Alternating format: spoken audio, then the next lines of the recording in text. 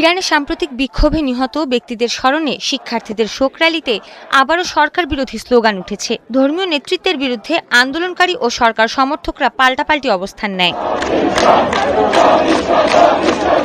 স্থানীয় গণমাধ্যম জানিয়েছে, শনিবার রাজধানীর কয়েকটি বিশ্ববিদ্যালয়ে বিক্ষোভকারীরা জড়ো হন।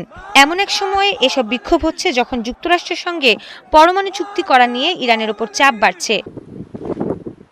এরই মধ্যে আটলান্টিক মহাসাগর থেকে জিব্রাল্টার প্রণালী হয়ে ভূমধ্যসাগরে ঢুকেছে বিশালাকার মার্কিন রণতরী USS Gerald R Ford. President Trump জানিয়েছেন, তেহরানের সঙ্গে নতুন কোনো পারমাণবিক চুক্তি সফল না হলে তিনি ইরানের ওপর সীমিত হামলার বিষয়টি বিবেচনা করছেন। এই লক্ষ্যেই মধ্যপ্রাচ্যে নজিরবিহীন সামরিক উপস্থিতি বাড়াচ্ছে ওয়াশিংটন।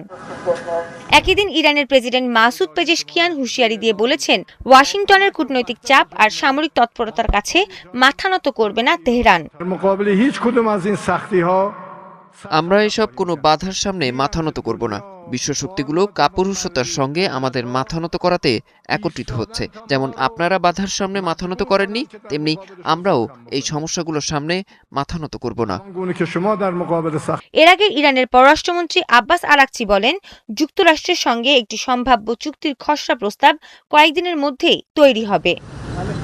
সৃষ্টি ঘটক, ৭১।